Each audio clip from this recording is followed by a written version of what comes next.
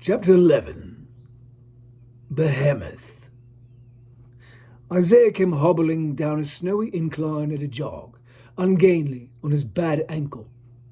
A broad field opened up before him and stretched away, vanishing into the purplish black night and the howling, spinning, tumbling snowfall. He paused for a breath. His sense of direction had begun to fail, but he pushed forward, faith in his instincts holding fast. He ran through the void of the field with nothing tangible to take bearings on.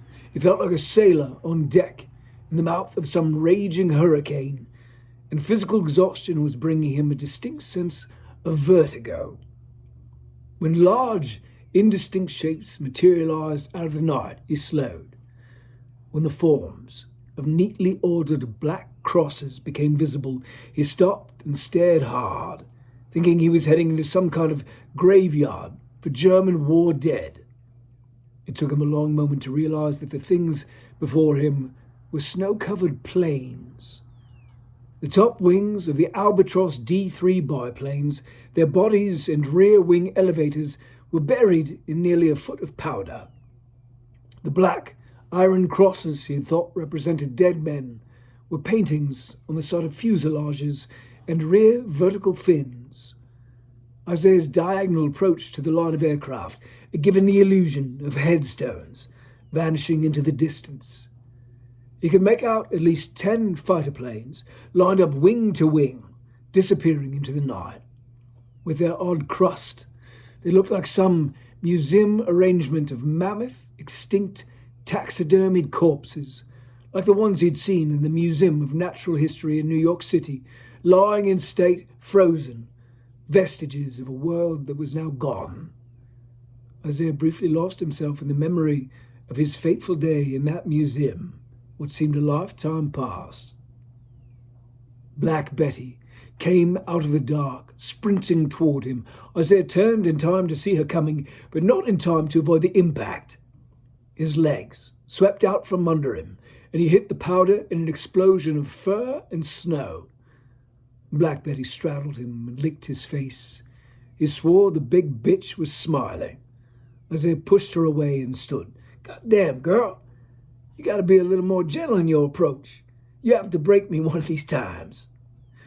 Black Betty let out a gentle huff and stared out into the night. Isaiah nodded. "Go on.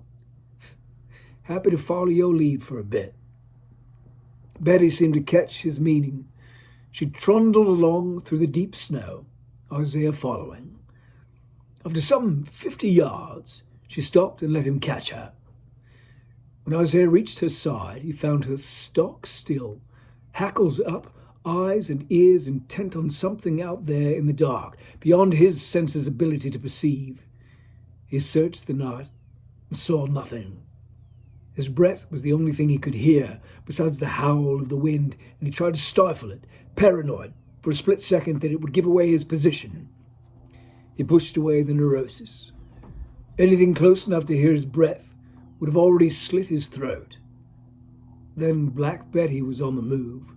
She kept herself low, paddling through the snow, stepping fast and calm, on a tack bearing. Then she leapt forward, bounding full speed.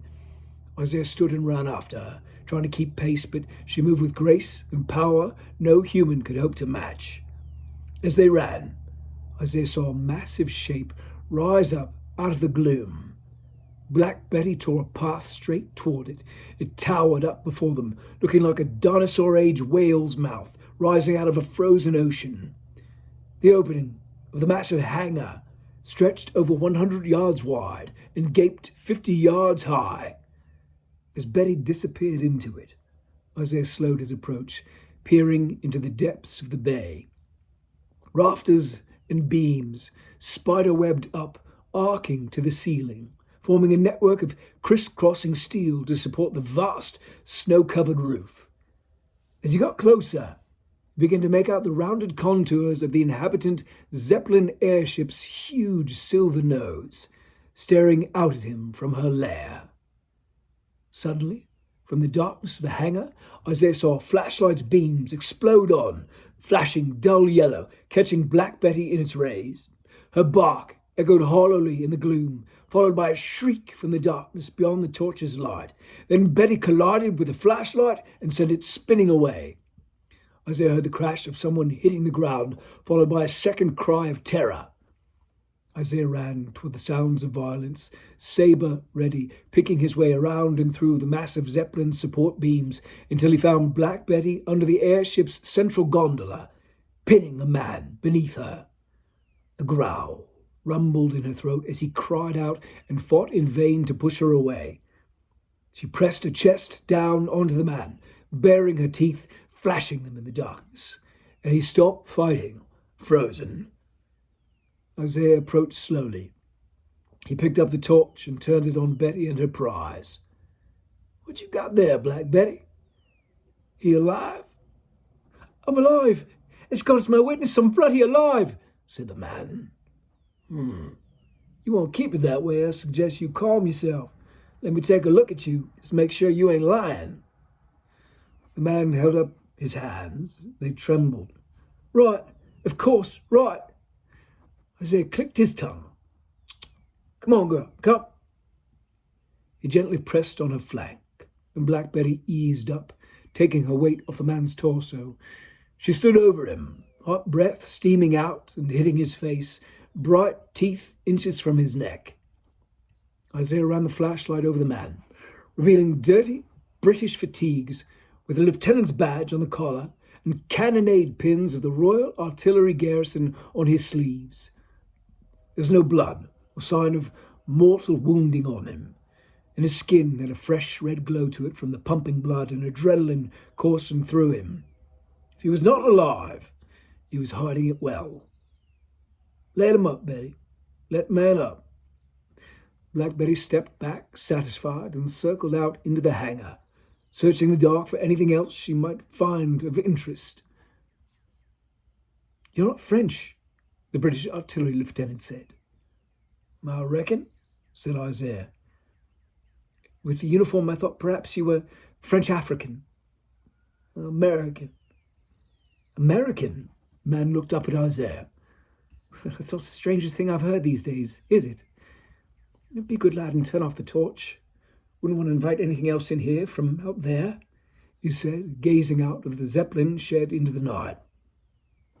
Isaiah nodded. He flicked the flashlight off. "Allow my eyes to adjust a moment, then I'll get you to the bunker." "They got a bunker in here?" asked Isaiah. "Yes, to house the pilots and air crews in the event of shelling or an aerial assault from our lads." Black Betty circled back and rejoined them. "Give us a hand, would you?" Isaiah reached out and found the man's hand in the dark. He got a grip and helped him to standing. "Cheers. Just this way, if you please."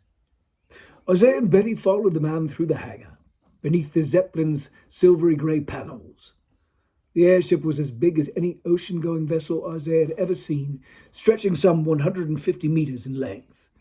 To witness something of that scale hanging in mid-air over his head was unnerving. He kept an eye on it the whole time, duly impressed. They reached the rear engine room gondola, with its huge propeller and machine gewehr .8 ports jutting out. Beyond that, the Zeppelin's prolate spheroid shape came to its minimus and revealed her wide tailplane and elevators, neatly bisected by tail, vertical fin, and guiding rudder. Another 50 feet brought them to the far end of the hangar. Isaiah made out a line of sandbags that ran along the lip of a short trench. "Mind the stairs," said the man. Isaiah came after and found himself stepping down a smooth, poured concrete stairwell. Black Betty followed just behind him. "I'll take my torch if you'd be so kind," said the man. "Not much danger of the buggers catching a glimpse of light while I manage the door." Isaiah handed him the flashlight. The man clicked it on, lighting the top of it, giving himself just enough beam to illuminate a steel door with a large steel wheel in the center of it. The wheel spun half a turn easily, and a latch slid free. The Brit opened the door, swinging it wide on oiled hinges, revealing a steep bank of concrete steps that disappeared into blackness. Isaiah hesitated. Come on in, lad. Trust me, it feels immensely safer stowed away in there than it does with your derriere and the breeze out here. Isaiah stepped through the door, followed by Black Betty, who jaunted ahead down the stairs, disappearing in the blackness. The artilleryman followed them and spun the internal wheel shut, then bolted the door with a sigh of relief. Better, he said. I suppose, Isaiah replied. The man turned a ceramic switch. There was a brief hesitation as the current met resistance, then overhead light bulbs hummed to life and lit the stairwell with their golden glow. Even better still, yes? Said the man. He flicked off the flashlight. He was sandy-haired, wearing round spectacles that reflected warm light back to Isaiah and Black Betty. Isaiah nodded. He figured the fellow to be somewhere in his 30s. He moved with the starched carriage of somebody who came from money. His accent spoke the same history to Isaiah's ears, but his smile seemed genuine and welcoming. I'm Lieutenant Arthur Keith, Royal Artillery Garrison, he said, extending a hand. Isaiah Taylor was with the Légion Étrangère. Ah, yes, the Foreign Legion. That explains much. Come, let's get some food in you. How does that sound?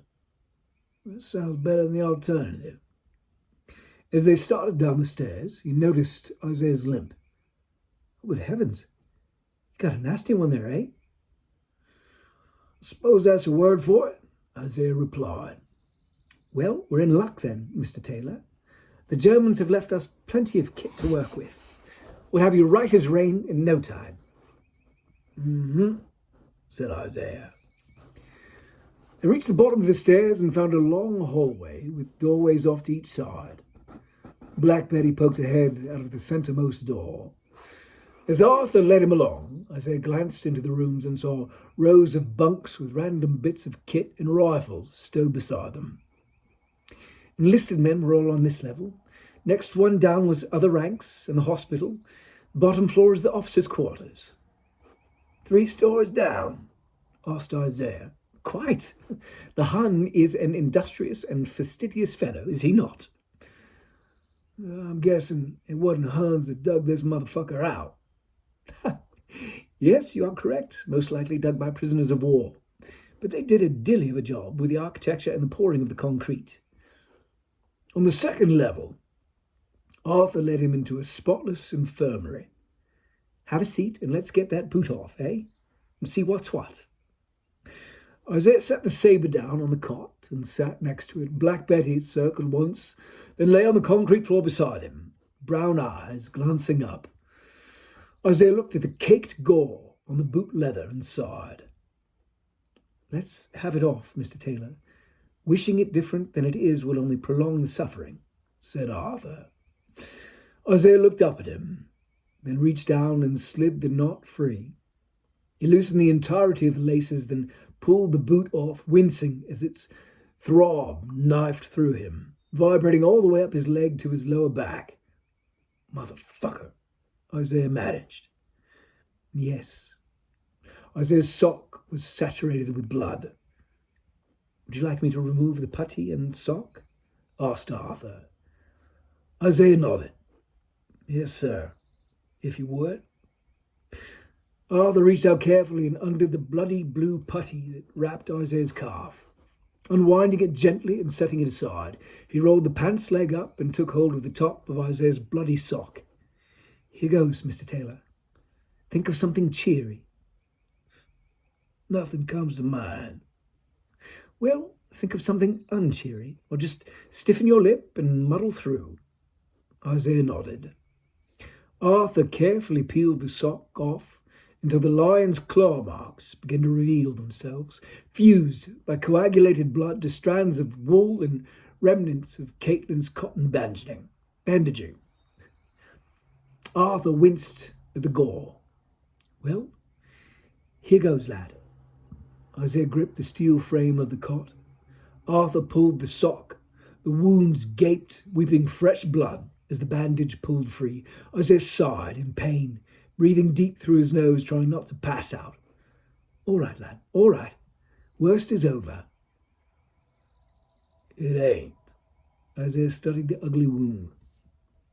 They got some antiseptic, some alcohol? He asked. Arthur nodded. Yes, full supply of both. Needle and thread? I've no doubt. How's your needle point, Mr. Arthur? It's passing fair, if I do say so. Well, I hope so, because I don't aim to find out how good your skills with a bone saw are. Fetch up that cleanser, nip of booze, rummage around and find that needle and thread, then let's get to it.